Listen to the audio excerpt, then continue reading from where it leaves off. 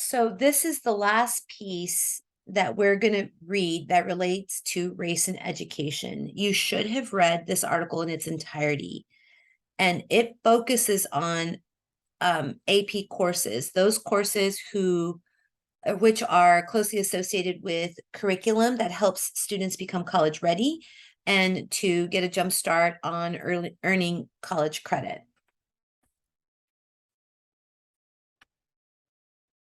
This is a picture of the 1993 education pipeline for adults whose ethnic background or whose family history is Mexican. Chicanos can be foreign born or US born.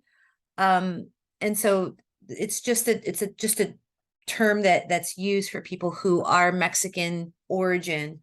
And I mean, you could be a recent immigrant or your family could have been here for generations, but if your history is Mexican, is rooted in your family coming from Mexico, then that's where that Chicano is related to that identity or that history.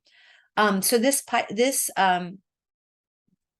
figure shows the proportion of adults who have met or made it to critical milestones in education. So these data are compiled from Chicano adults, but basically it's like a proportion. So of those Chicano adults, 100 of them out of every 100 that began elementary school, you can see that among those adults, 56% of them dropped out of school, and 44% of them, or 44 out of 100 graduated from high school. 24 out of the 100 entered college.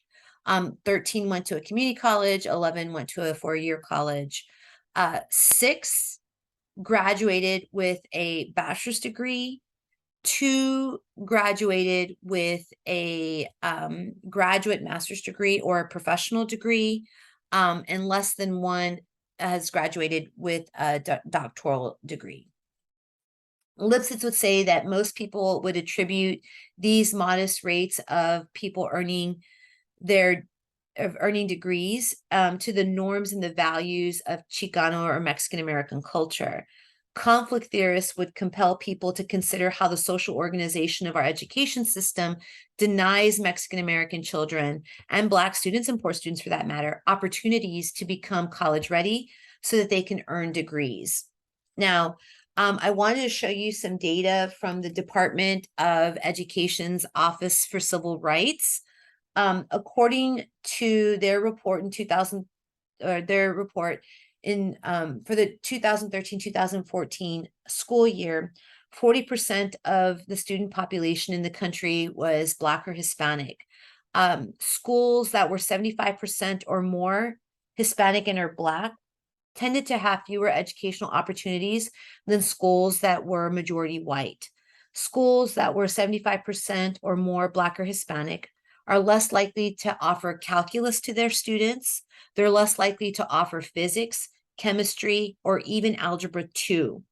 Schools that serve predominantly communities of color offer less access to rigorous curriculum that can prepare a student and help them feel prepared for college. At the individual student level, we see systematic bias here too. Black and Hispanic students are less likely to be placed in math and science classes, AP classes, in GT programs. This racial bias occurs at the school level and at the individual level. And this is even for students who are matched by their performances in terms of their grades in the classroom and their scores on standardized tests. The article that we're going to be looking at focuses on California. I haven't seen a similar project for other states, including our own, so it makes me want to do it. But I think this is compelling and it's something that we need to look at. And I also want to show you some stuff that's related to what happened in California that's connected to Lipsitz's work on the possessive investment of whiteness. But let's go ahead and get started and look at the data from the report, from the article. So in 1997, California voters passed Proposition 209. It was known as the California Civil Rights Initiative. It required a colorblind approach to the college admissions process, where 50 to 75% of all students had to be admitted based on a strict quote unquote achievement only evaluation based on GPA and SAT scores. Now, on the surface, that sounds like a merit or neutral based approach to college admissions. But when you look at the practices and the distribution of educational opportunities across the state, again, what we see, just like in the Department of Education's Civil Rights Report, not all students have the same opportunities to be exposed to and enroll in college oriented curriculum.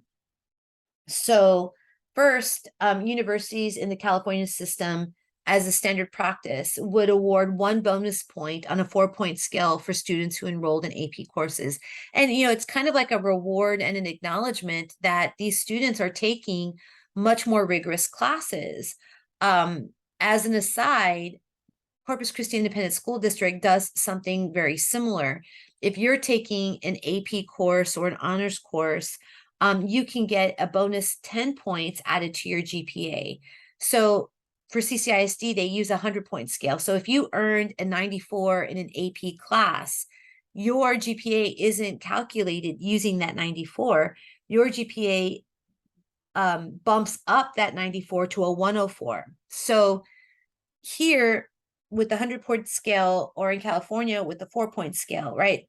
Getting bonus points matters. And the more AP classes you have an opportunity to take and that you do take, the better your GPA is going to be, which means you'll have a better chance at getting into a college because you'll be able to be ranked higher than students who don't have access to those kinds of, or aren't given access to those kinds of courses. In the UC system, this is especially true for the most prestigious schools of that system, UCLA and Berkeley. If you look at figure 2, this one here on this slide, in the fall of 1997, more than 10,000 students were admitted into UCLA. The average GPA was a 4.15, so again, above a 4.0. And the average number of AP and honors classes that a student took, right, was almost 16. And the average SAT score was a 1304. And that's just, again, for the verbal and the math component. It's important to remember that the more rigorous your educational curriculum, the more likely you are to score well on those standardized tests.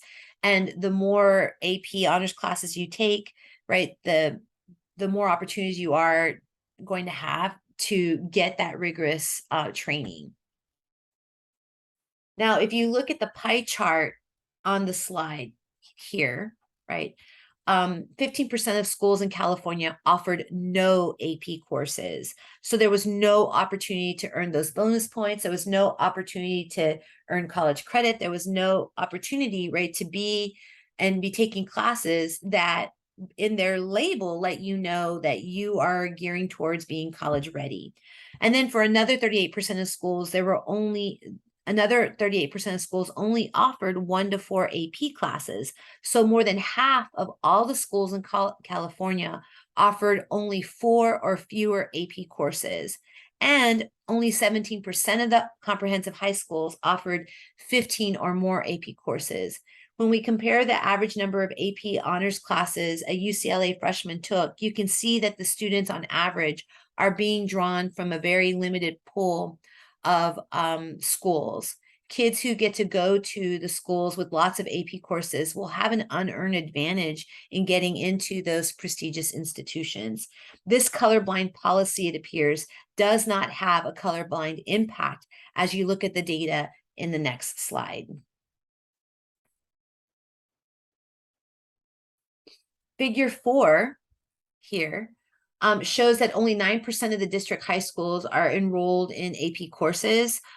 Asian and white students are far more likely to be enrolled in AP courses, and Black and Latino students were underrepresented in the AP courses.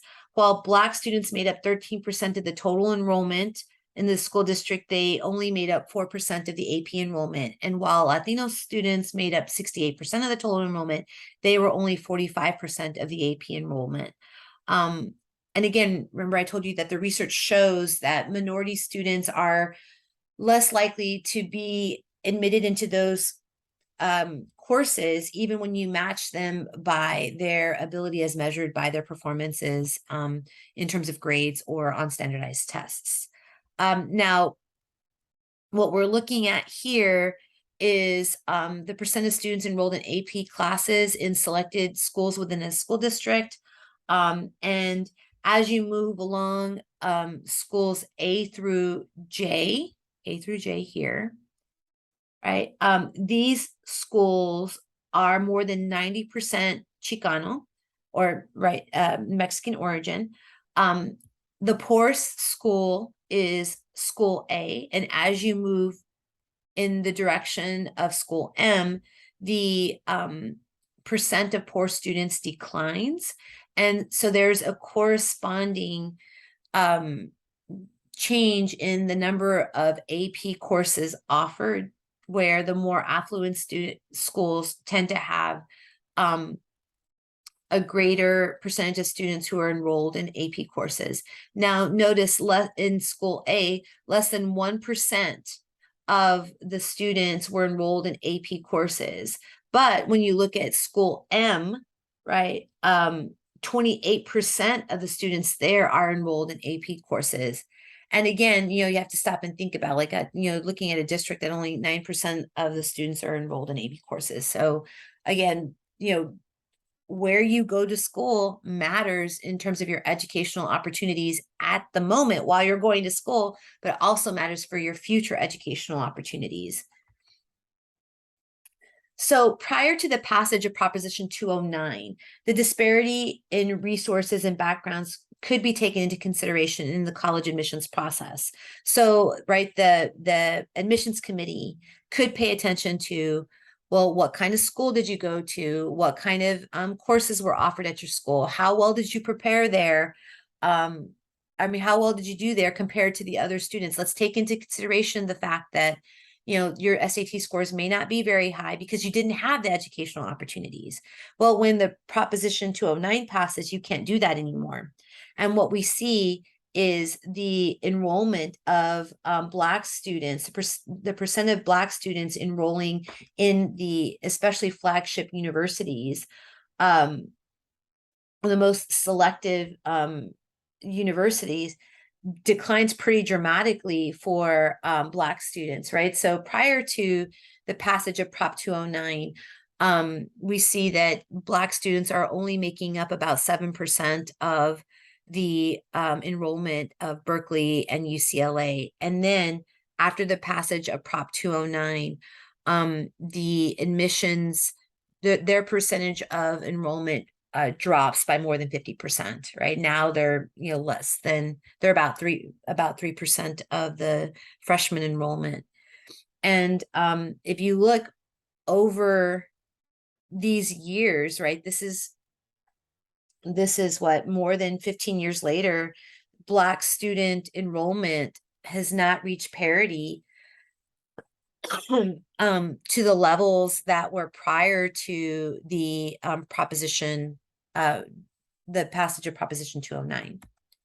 Now, these data are for Latinos, and you see a somewhat similar story in terms of the passage of Prop 209.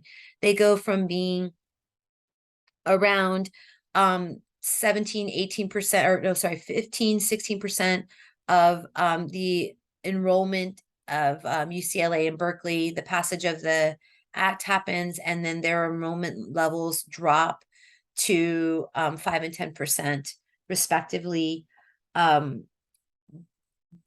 But what you also though see too, right, is this gradual increase in the enrollments, in the proportion of Latino students being enrolled at these schools.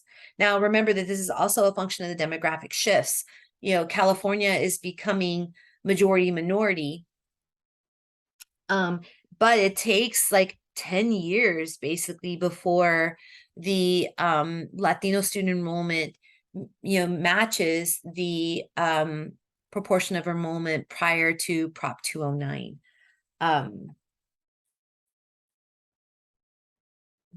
So again, like these seemingly neutral policies have a dramatic impact on minority populations and lead to really different life chances. Prop 209 was a policy where people mobilized their social and political and economic power to pass a law that had a negative impact on minority students who are concentrated in racially isolated and economically isolated communities. And people testified, letting them know that this was going to happen if this policy was put in place. But it passed anyway. These schools had limited, if any, college prep opportunities, and it served to limit the competition for the children of people who already had privilege. These disparities in educational opportunities translated into disparities in the presence of minorities, more minority students, less privileged students in higher education, especially at the most prestigious UC schools. And those disparities will extend to the next generation of children.